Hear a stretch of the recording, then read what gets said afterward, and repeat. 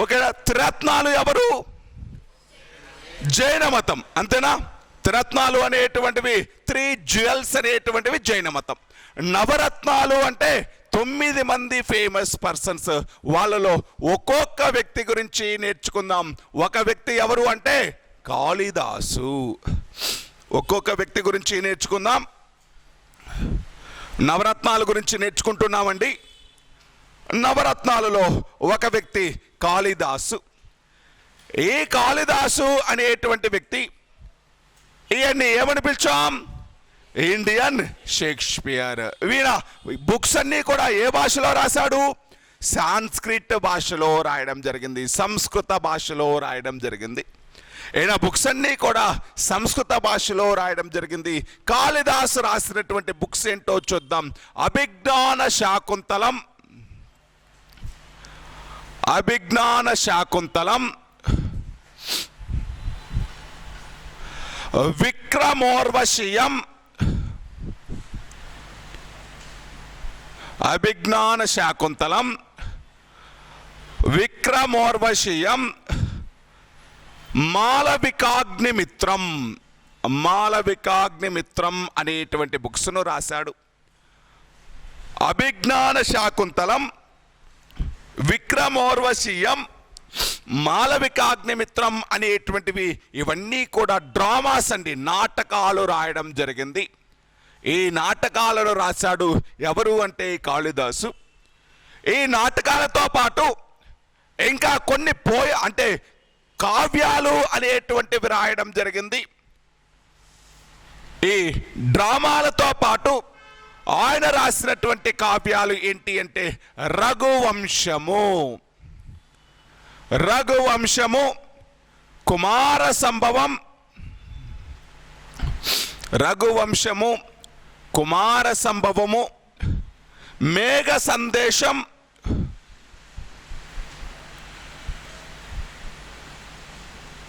రఘువంశము, కుమార సంభవము, మేఘ సందేశం లాంటి కావ్యాలను కూడా రాసినటువంటి వ్యక్తి కాళిదాసు అనేటువంటి వ్యక్తి. రఘువంశము, కుమార సంభవం, మేఘ సందేశం అనేటువంటి కావ్యాలను కూడా రాశాడు కాళిదాసు. ఈ కాళిదాసుని ఏమని పిలిచారు అంటే ఇండియన్ షేక్స్పియర్ అని పిలిచాడు. ఎవరు అంటే విఏ స్మిత్ అనేటువంటి వ్యక్తేనండి. విఏ స్మిత్ ఇతడిని ఏమని పిలిచాడు? Indian Shakespeare.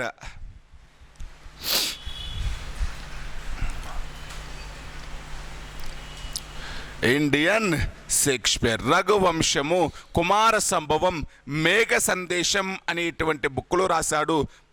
ఈయనని ఏమని పిలిచారు అంటే విఏ స్మిత్ ఇండియన్ షేక్స్పియర్ అని పిలవడం జరిగింది. నెక్స్ట్ది కాళిదాసు అనేటువంటి వ్యక్తితో పాటు ఇంకా ఇతని యొక్క కోర్టులో ఇంకొక 8 మంది ప్రముఖమైనటువంటి వ్యక్తులు ఉన్నారు. అటువంటి వాళ్ళలో ఇంకొక వ్యక్తి పేరు విష్ణు శర్మ. రెండో వ్యక్తి అండి విష్ణు శర్మ.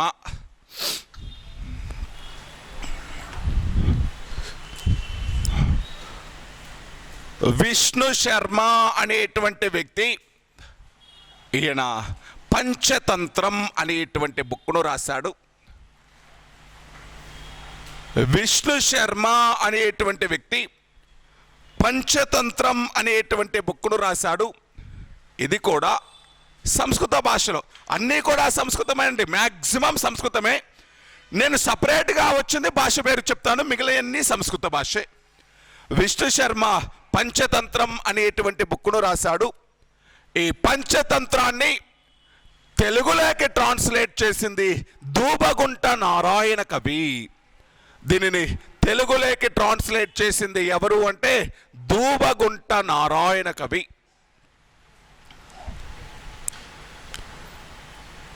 దూబగుంట నారాయణ కవి అనేటువంటి వ్యక్తి దీన్ని తెలుగులోకి ట్రాన్స్లేట్ చేయడం జరిగింది.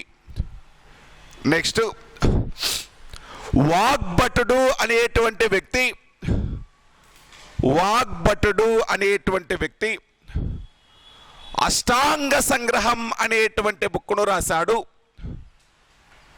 వాగ్భటుడు అనేటువంటి వ్యక్తి అష్టాంగ సంగ్రహం అనేటువంటి అష్టాంగ సంగ్రహం, వాగ్భటుడు అనేటువంటి వ్యక్తి అష్టాంగ సంగ్రహం అనేటువంటి బుక్కును రాశాడు. వరరుచి అనేటువంటి వ్యక్తి ప్రాకృత ప్రకాశ అనేటువంటి బుక్కును రాయడం జరిగింది. ప్రాకృత ప్రకాశ.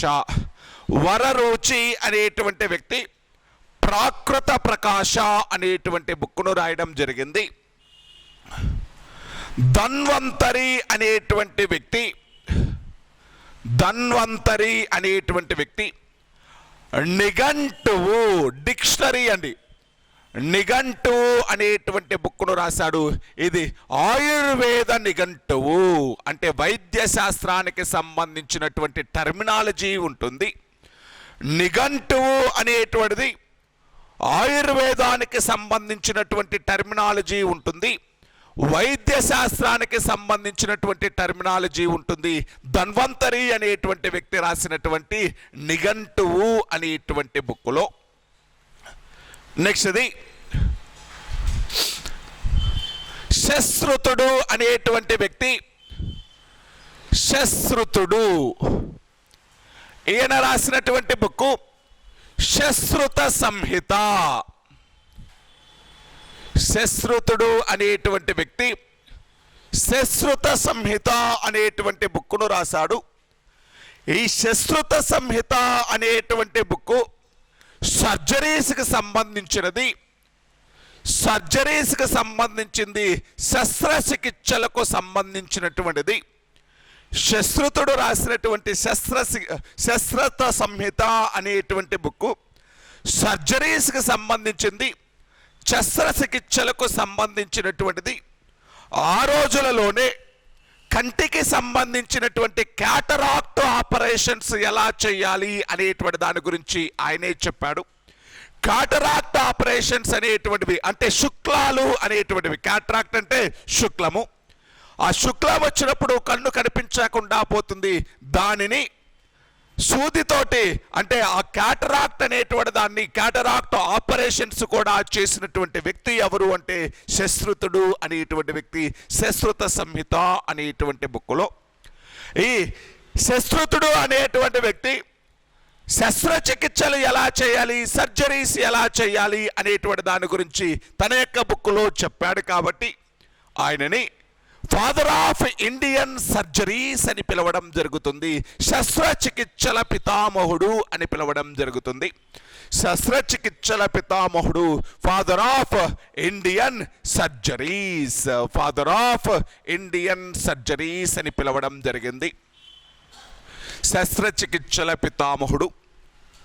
అదేవిధంగా ఆయన రాసినటువంటి ఈ శశ్రుత సంహిత అనేటువంటి బుక్కులో యుద్ధాలలో తమ యొక్క బాడీలో పార్ట్స్ కోల్పోయినటువంటి వాళ్ళకి తిరిగి ఆ పార్ట్స్ అంటే చేతులు విరిగినటువంటి వాళ్ళకి, కాళ్ళు అంటే ఒక ముక్కలు ముక్కలుగా అయిపోయినటువంటి వాళ్ళకి, కాళ్ళు చేతులు డివైడ్ అయిపోయినటువంటి వాటికి, వాటన్నిటినీ కూడా మళ్ళీ అతికించేటువంటి ప్రాసెస్ని ఇతనే అంటే అతికించేటువంటి ప్రాసెస్ మొత్తాన్ని కూడా శశ్రుత సంహిత అనేటువంటి బుక్కులో చెప్పాడు.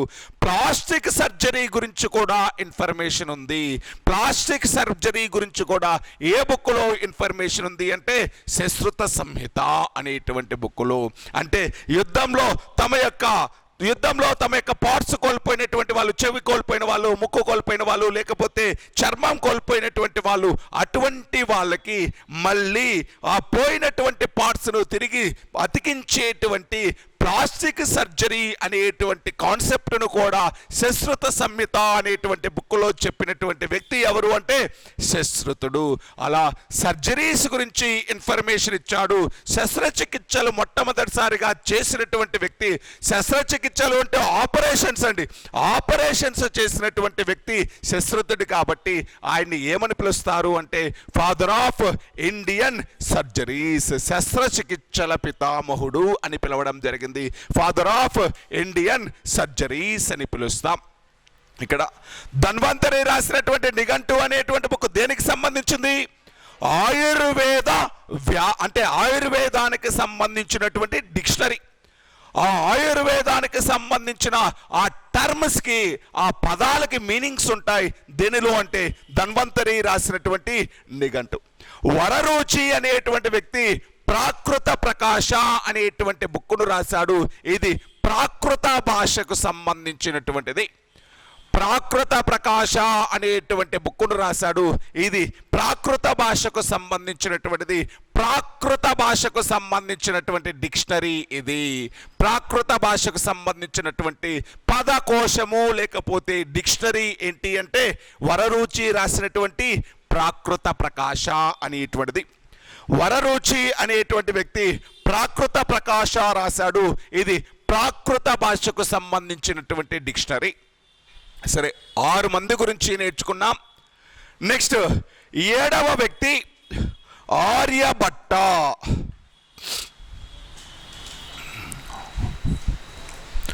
ఆర్యభట్ట అనేటువంటి వ్యక్తి, ఈ ఆర్యభట్ట అనేటువంటి వ్యక్తి ప్రధానంగా 2 బుక్స్ రాశాడు.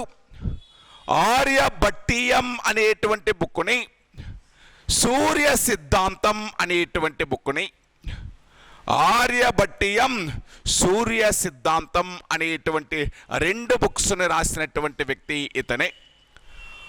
ఆర్యభట్ట అనేటువంటి వ్యక్తి ఆర్యభట్టీయం మరియు సూర్య సిద్ధాంతం అనేటువంటి 2 బుక్స్ను రాశాడు. ఆర్యభట్టీయం అనేటువంటి బుక్కు, ఈ ఆర్యభట్టీయం అనేటువంటిది మ్యాథమెటిక్స్కి సంబంధించినటువంటిది, గణితానికి సంబంధించినటువంటిది. సూర్య సిద్ధాంతం అనేటువంటిది ఆస్ట్రానమీకి సంబంధించినటువంటిది, ఖగోళ శాస్త్రానికి సంబంధించినటువంటి బుక్కు. ఆర్యభట్టీయం అనేటువంటిది గణిత శాస్త్రానికి సంబంధించినది, మ్యాథమెటిక్స్కి సంబంధించినటువంటి బుక్కు అయితే, సూర్య సిద్ధాంతం అనేటువంటిది ఖగోళ శాస్త్రానికి, ఆస్ట్రానమీకి సంబంధించినటువంటి బుక్కు సూర్య సిద్ధాంతం. ఈ ఆర్యభట్టీయం అనేటువంటి బుక్కులోనే మొట్టమొదటిసారిగా 0 గురించి, 0 యొక్క వాల్యూ గురించి చెప్పాడు. ఎవరు అంటే ఆర్యభట్ట అనేటువంటి వ్యక్తి.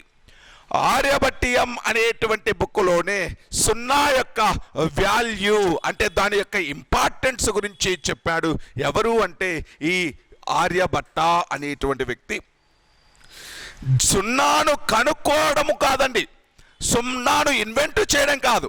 0 ఉంది, 0 గురించి తెలుసు, కాకపోతే ఆ 0 యొక్క ఇంపార్టెన్స్, 0 యొక్క వాల్యూ, 0 అనేటువంటిది నెంబర్కి లెఫ్ట్ సైడ్ రాస్తే దానికి వాల్యూ అనేటువంటిది ఉండదు అని, 0కి అంటే ఈ నెంబర్కి రైట్ సైడ్ రాస్తే దానికి వాల్యూ ఉంటుంది అని, ఈ 0 యొక్క వాల్యూని ఐడెంటిఫై చేసింది, చెప్పినటువంటి వ్యక్తి ఎవరు అంటే ఆర్యభట్ట. 0 యొక్క వాల్యూని, 0 యొక్క వాల్యూని ఐడెంటిఫై చేసింది, చెప్పింది ఎవరు అంటే ఆర్యభట్ట. ఏమంటారు అంటే ఈ 0 యొక్క వాల్యూని ప్రపంచానికి చెప్పినటువంటిది ఆర్యభట్ట. కాబట్టి ప్రపంచానికి ఒక్కోసారి ఎగ్జామ్లో ఎలా అడుగుతాడు అంటే, ప్రపంచానికి భారతదేశం ఇచ్చినటువంటి ఒక గ్రేట్ గిఫ్ట్ ఏంటి అంటే 0. ప్రపంచానికి భారతదేశం ఇచ్చినటువంటి గొప్ప కానుకలాగా దేన్ని చెప్తారు అంటే 0ని చెప్పడం జరుగుతుంది.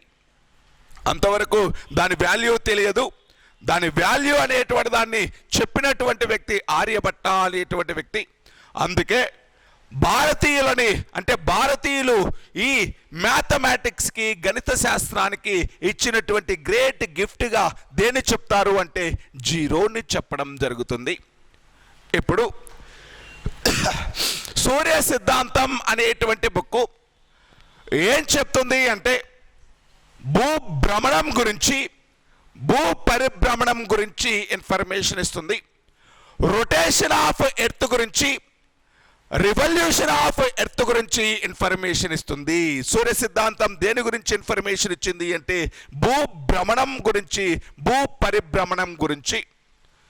రొటేషన్ ఆఫ్ ఎర్త్ గురించి, భూభ్రమణము అంటే రొటేషన్ అండి, తన చుట్టూ తాను తిరగడం. రివల్యూషన్ అంటే తన చుట్టూ తాను తిరుగుతూ సూర్యుని చుట్టూ తిరగడాన్ని రివల్యూషన్ అని పిలుస్తాం. రొటేషన్ ఆఫ్ ఎర్త్ గురించి, రివల్యూషన్ ఆఫ్ ఎర్త్ గురించి ఇన్ఫర్మేషన్ ఇచ్చినటువంటి బుక్ ఏంటి అంటే సూర్య సిద్ధాంతం అనేటువంటిది.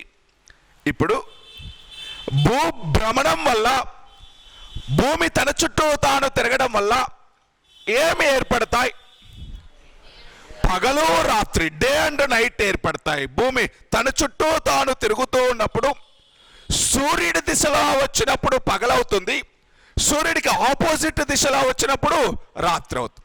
సూర్యుడి దిశలో ఉన్నటువంటి వాళ్ళు అంటే ఈ భూమి అనేటువంటిది తన చుట్టూ తాను తిరుగుతూ ఉన్నప్పుడు, తన చుట్టూ తాను తిరుగుతున్నప్పుడు ఈ సూర్యుడికి ఎక్స్పోజ్ అయ్యేటువంటి నేల ఇదంతా కూడా పగలు కనిపిస్తూ ఉంటుంది. మళ్ళీ తిరిగిన ఇక్కడ ఏముంటుంది అంటే రాత్రి ఉంటుంది. ఇది ఎప్పుడూ కూడా పర్మనెంట్ కాదు, మళ్ళీ తిరుగుతుంటుంది. కాబట్టి ఈ రాత్రి అయినది పగలు లేకొస్తుంది, పగలు అనేటువంటిది రాత్రి లేకొస్తుంది. ఇలా తన చుట్టూ తాను తిరిగినప్పుడు సూర్యుడికి ఎక్స్పోజ్ అయ్యేటువంటి నేలలోనేమో పగలు ఉంటుంది, సూర్యుడికి ఆపోజిట్ నేలలోనేమో రాత్రి ఉంటుంది. ఇలా రాత్రి పగలు ఏర్పడడం గురించి ఫస్ట్ టైం చెప్పినటువంటి వ్యక్తి ఆర్యభట్ట అనేటువంటి వ్యక్తి. పగలు రాత్రి ఎలా ఏర్పడుతున్నాయి, భూభ్రమణం వల్ల పగలు రాత్రి ఏర్పడుతున్నాయి అని చెప్పినటువంటి వ్యక్తి ఎవరు అంటే ఆర్యభట్ట అనేటువంటి వ్యక్తి. ఏ బుక్లో? సూర్య సిద్ధాంతం. ఏ బుక్లో అండి? ఆర్యభట్టీయం అనేటువంటిదేమో మ్యాథమెటిక్స్కి సంబంధించింది, సూర్య సిద్ధాంతం అనేటువంటిదేమో ఆస్ట్రానమీకి సంబంధించింది. ఈ బుక్లో ఏమని చెప్తాడు అంటే ఈ భూభ్రమణం వల్ల, తన చుట్టూ తాను తిరగడం వల్ల ఏమి ఏర్పడుతుంది అంటే ఈ పగలు రాత్రి, డే అండ్ నైట్ అనేటువంటివి ఏర్పడుతున్నాయి, పగలు రాత్రి అనేటువంటివి ఏర్పడుతున్నాయి అని చెప్పాడు. అదేవిధంగా భూ పరిభ్రమణం, రివల్యూషన్ ఆఫ్ అర్త్ వల్ల ఏం ఏర్పడుతున్నాయి? సీజన్స్, ఋతువులు అనేటువంటివి ఏర్పడుతున్నాయి. ఈ ఋతువులు అనేటువంటివి ఏర్పడడంతో పాటు పగలు రాత్రుల్లో డిఫరెన్సెస్ అనేటువంటివి కూడా. ఇప్పుడు ఒకసారి చూడండి, మన దగ్గర పగలు ఎంతకాలం ఉంటుంది అంటే టైం పీరియడ్ ఎన్ని గంటలు ఉంటుంది? పగలు అప్రాక్సిమేట్గా 6 నుంచి 6 వరకు 12 గంటలు వేసుకోండి. రాత్రి 12 గంటలు మ్యాక్సిమం ఎప్పుడు అంతే ఉంటుంది కదా. మళ్ళీ ధ్రువాల దగ్గరికి వెళ్ళండి, పోలార్ రేంజెస్ అంటే లాస్ట్లో ఉండేటువంటి పోల్స్ దగ్గరికి వెళ్ళండి, north pole, southern pole, south pole దగ్గరికి. అక్కడ 6 నెలలు పగలు ఉంటుంది, 6 నెలలు చీకటి ఉంటుంది. అంతేనా? ధ్రువాల దగ్గర 6 నెలలు పగలుంటుంది, 6 నెలలు చీకటి ఉంటుంది. కారణం ఏంటి? 6 నెలలు పగలు, 6 నెలలు చీకటి అనేటువంటిది దానికి ప్రధాన కారణం ఏంటి అంటే భూ పరిభ్రమణం అనేటువంటిది, రివల్యూషన్ ఆఫ్ ఎర్త్ అంటే రొటేషన్, రివల్యూషన్ ఆఫ్ ఎర్త్ అనేటువంటిది. భూమి తన చుట్టూ తాను తిరుగుతూ సూర్యుని చుట్టూ తిరిగేటప్పుడు ఈ సూర్యుడు అనేటువంటి వ్యక్తికి 6 నెలలు ఎక్స్పోజ్ అవుతూనే ఉంటుంది, పోలార్ రేంజెస్ అనేటువంటివి. ఆ ఎక్స్పోజ్ అయినటువంటి 6 నెలలు పగలులాగా, ఆ 6 నెలల తర్వాత మళ్ళీ సూర్యుడికి ఎక్స్పోజ్ అవ్వడానికి ఎంత టైం పడుతుంది అంటే 6 నెలలు పడుతుంది. 6 నెలలు పగలు, 6 నెలలు చీకటి ఎక్కడుంటుంది? ఎక్కడుంటుంది? ధ్రువాల దగ్గర ఉంటుంది. 6 నెలలు పగలు, 6 నెలల చీకటి అనేటువంటిది ధ్రువాల దగ్గర ఉంటుంది. ఇలా కొన్ని చోట్లనేమో 12 గంటలు పగలుంటుంది, కొన్ని చోట్లనేమో 6 నెలలు పగలుంటుంది. ఇలా రాత్రి అన్ని చోట్ల ఒకేలా పగలు ఉండట్లేదు, అన్ని చోట్ల ఒకేలా రాత్రి ఉండట్లేదు. దీనికి కారణం ఏంటి అంటే భూ పరిభ్రమణం. దీనికి కారణం ఏంటండి? రివల్యూషన్ ఆఫ్ ఎర్త్ అనేటువంటిది. ఇలా ఋతువులు ఏర్పడడానికి, సీజన్స్ అనేటువంటివి ఏర్పడడానికి, దానితో పాటు సీజన్స్ ఏర్పడడంతో పాటు డిఫరెన్సెస్ ఇన్ డే అండ్ నైట్కి కారణం ఏంటి అంటే భూ పరిభ్రమణం. ఇలా ఋతువులు ఏర్పడడం గురించి, పగలు రాత్రి ఏర్పడడం గురించి తన యొక్క బుక్ అయినటువంటి సూర్య సిద్ధాంతం అనేటువంటి బుక్కులో ఎవరు వివరించారు అంటే ఆర్యభట్ట అనేటువంటి వ్యక్తి భూభ్రమణం గురించి, భూ పరిభ్రమణం గురించి తన యొక్క బుక్స్లో ఇన్ఫర్మేషన్ ఇచ్చాడు ఆర్యభట్ట. ఖగోళ శాస్త్రానికి, ఆస్ట్రానమీకి ఈయన చేసినటువంటి సర్వీస్ గాను భారతదేశము తన యొక్క మొట్టమొదటి శాటిలైట్ని 1975 ఏప్రిల్ 19వ తేదీన ప్రయోగించింది. భారతదేశం తన యొక్క ఫస్ట్ శాటిలైట్ని 1975 ఏప్రిల్ 19న ప్రయోగించింది. రష్యా యొక్క సహాయంతో ప్రయోగించింది. ఆ శాటిలైట్కి ఆర్యభట్ట అని పేరు పెట్టుకోవడం జరిగింది. భారతదేశం యొక్క ఫస్ట్ శాటిలైట్ని ఎప్పుడు ప్రయోగించారు అంటే 1975 ఏప్రిల్ 19th. 1975 April 19th. ఏ పేరుతో పిలిచారు దాన్ని? ఆర్యభట్ట అని పిలిచాం. అలా జీరో యొక్క వాల్యూస్ని ఐడెంటిఫై చేసింది ఎవరు? ఆర్యభట్ట. ప్రపంచానికి భారతదేశం ఇచ్చిన గ్రేట్ గిఫ్ట్ ఏంటి? జీరో. అదే భూభ్రమణం గురించి, భూ పరిభ్రమణం గురించి చెప్పింది ఎవరు? ఆర్యభట్ట అనేటువంటి వ్యక్తి. దానితో పాటు భూమి యొక్క వ్యాసార్థము అనేటువంటి దానిని, భూమి యొక్క డయామీటర్ అనేటువంటి దానిని, అంటే రేడియస్ అండి. డయామీటర్ అంటే వ్యాసము, రేడియస్ అంటే వ్యాసార్థం. భూమి యొక్క రేడియస్ని, వ్యాసార్థముని ఖచ్చితంగా, దాదాపు ఖచ్చితంగా చెప్పినటువంటి వ్యక్తి ఎవరు అంటే ఈ ఆర్యభట్ట అనేటువంటి వ్యక్తి. భూమి యొక్క వ్యాసార్థాన్ని ఖచ్చితంగా, రేడియస్ని ఖచ్చితంగా కనుగొన్నటువంటి వ్యక్తి ఆర్యభట్ట అనేటువంటి వ్యక్తి. ఇప్పుడు ఒకసారి చూడండి, టాలమీ అనేటువంటి వ్యక్తి ఏ బుక్ను రాశాడని మీకు చాలా రోజుల నుంచి చెప్తున్నాను. ఒక బుక్ పేరు జాగ్రఫీ అనేటువంటి బుక్ను రాశాడు. ఒక సిద్ధాంతం చెప్పాడు, భూకేంద్రక సిద్ధాంతం. ఏ సిద్ధాంతం అండి? భూకేంద్రక సిద్ధాంతం. జియోసెంట్రిక్ థియరీని చెప్పినటువంటి వ్యక్తి టాలమీ.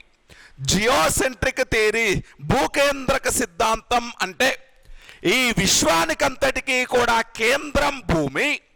భూమి చుట్టూ గ్రహాలు, ఉపగ్రహాలు, సూర్యుడు, చంద్రుడు, నక్షత్రాలన్నీ తిరుగుతున్నాయి.